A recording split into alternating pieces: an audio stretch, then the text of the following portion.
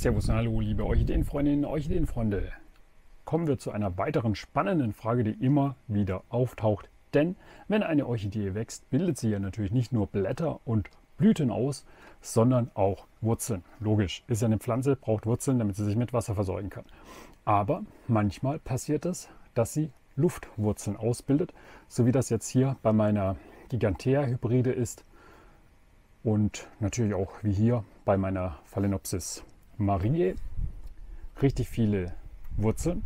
Natürlich habe ich das Video nur gemacht, um euch zu zeigen, wie cool die jetzt gerade am Blühen ist. Nein, habe ich nicht gemacht, sondern weil es ein sehr gutes Beispiel dafür ist, dass eine Orchidee durchaus viele Luftwurzeln hat und damit natürlich auch zurechtkommt. Jetzt ist das so, dass wenn sie im Gewächshaus steht, die Wurzeln auch den Tisch berühren, was jetzt nicht Negatives ist, aber über die Wurzeln kann die Pflanze natürlich eine größere Fläche erreichen, um an das nötige Wasser zu kommen. Das ist so ähnlich wie wenn ihr einen kleinen Regenschirm habt, dann kann der kleine Regenschirm nur wenig Wasser auffangen, wenn ihr nur wenig Fläche vor dem Regen schützen. Wenn ihr einen großen Regenschirm habt, dann kann das sehr große Flächen abdecken und dementsprechend auch mehr Wasser aufnehmen. Also das ist praktisch wie so eine Art Netz zum Auffangen des Wassers. So kann man es eigentlich beschreiben. Aber bei uns auf der Fensterbank ist das nicht ganz so optimal, denn die meisten Fensterbänke sind relativ trocken. Und das führt eben auch dazu, dass die Luftwurzeln bei uns auf der Fensterbank relativ schnell kaputt gehen oder kaputt gehen könnten. Wenn ihr jetzt so eine Pflanze habt wie bei dieser hier, die nur eine Luftwurzel hat, dann ist das gar nicht so dramatisch, dann kann man das so lassen. Generell, wie gesagt, ist es überhaupt nicht dramatisch, wenn so eine Pflanze viele Luftwurzeln hat, sondern es ist an und für sich ein Zeichen dafür, dass es der Pflanze gut geht, dass sie gesund ist. Aber viele machen sich da eben Sorgen, was mache ich mit den Luftwurzeln? Ihr könnt es so lassen, wenn ihr damit zurechtkommt, wenn ihr die Pflanze regelmäßig einsprüht, ist in Ordnung. Ich zeige euch in dem Video, was ihr machen könnt, wenn die Pflanze wirklich zu viele Luftwurzeln genommen hat. Ist nämlich ein Zeichen dafür, dass es auch Zeit wird, dass man die Pflanze neu einpflanzt. Und das machen wir jetzt in diesem Video. Da ich jetzt in den letzten Tagen gute Erfahrungen gemacht habe, oder letzten Tagen ist übertrieben oder untertrieben, letzten Wochen gute Erfahrungen gemacht habe mit Orchideen im normalen Orchideentopf eingepflanzt und als Substrat Colomi mache ich das in diesem Video entsprechend auch. Der eine oder andere wird sagen, hey, die Pflanze ist doch am Blühen. Ich dachte immer, Orchideen, die am Blühen sind, darf man nicht umtopfen. Das stimmt so nicht. Es kommt immer darauf an, jetzt mache ich erstmal die Erde raus, bevor ich weiterspreche, sonst ist es so laut.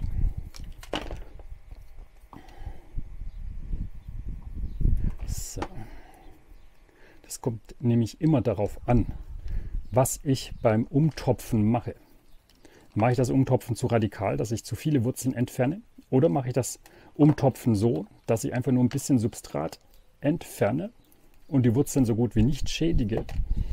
Dann ist es nämlich so, dass die Pflanze immer noch den Wasserhaushalt so managen kann, dass die Blüten keinen Schaden nehmen. Es ist aber auch durchaus so, dass Pflanzen auf diesen Prozess des Umtopfens reagieren und dementsprechend die Blüten abwerfen, weil sie sich jetzt erstmal einen komplett neuen Wasserhaushalt gewöhnen müssen. Aber hier in diesem Fall würde ich behaupten, macht das nichts, denn hier sind so viele Wurzeln, schaut euch das mal an, so viele knackige, gesunde Wurzeln, dass das überhaupt gar kein Problem ist, wenn man sie umtopft. Und ihr seht, die war vorher in so einem kleinen 8 cm Töpfchen. Dementsprechend seht ihr, das Töpfchen war so oder so zu klein und ich wäre jetzt hier gar nicht so konsequent, dass ich alles abspüle, alles abzupfe. Das ist einfach zu viel. Dieses kleine alte Blatt mache ich noch weg. Das ist eh schon dabei, gelb zu werden und zu vertrocknen. Und jetzt muss man dementsprechend einfach nur dafür sorgen, dass die Wurzeln alle in den Topf kommen. Das geht leichter, wenn die Wurzeln ein bisschen angefeuchtet sind. Dann sind sie wesentlich flexibler und brechen nicht ab. Und dann muss man die Pflanze einfach nur so platzieren, dass sie dementsprechend gut wächst. Jetzt ist das natürlich so, dass diese Orchidee richtig schön hängende Blüten hat Und da ist der Vorteil, wenn sie auch in einem größeren Töpfchen ist als in diesem kleinen Töpfchen, hinterher steht sie deutlich stabiler und das ist eigentlich auch einer der Pluspunkte, die ich feststellen konnte bei der Verwendung von Colomi, weil das natürlich ein ganz anderes Gewicht hat als Pinienrinde, hat aber dennoch die gleichen Eigenschaften wie Pinienrinde, nämlich der Pflanze Stabilität im Topf zu bieten. Grundsätzlich ist es so, könnte man die Orchidee auch aufbinden, das heißt in Anführungsstrichen ohne Substrat, sondern auf einer Unterlage. Da ist allerdings dann die Unterlage das Substrat und das darf man dann auch nicht ignorieren. Das heißt, letzten Endes geht es darum, dass die Pflanze immer eine Möglichkeit hat, sich festzuhalten, auch bei dieser komischen, ominösen Wasserkultur, auf die ich in den nächsten Videos wieder zu sprechen komme. So, jetzt platzieren wir die Pflanze schön hin, nehmen uns das Colomi und füllen es einfach nur ein. Und das habe ich euch schon in anderen Videos gezeigt, aber jetzt habt ihr praktisch auch nochmal ein Colomi-Einpflanz-Video. Jetzt muss ich aber nur gucken, dass ich die Pflanze zuerst einmal entsprechend platziere. Ich werde sie ein bisschen schräger pflanzen, damit das auch mit den Blüten ganz gut passt, nicht passiert. Und ja, jetzt fülle ich es einfach nur ein. Der nächste Vorteil bei Colomi ist, das rieselt so gut. Und wenn die Pflanze jetzt erst einmal etwas fixiert ist, dann kann man das auch ganz gut so machen, dass sie fast schon stehen bleibt.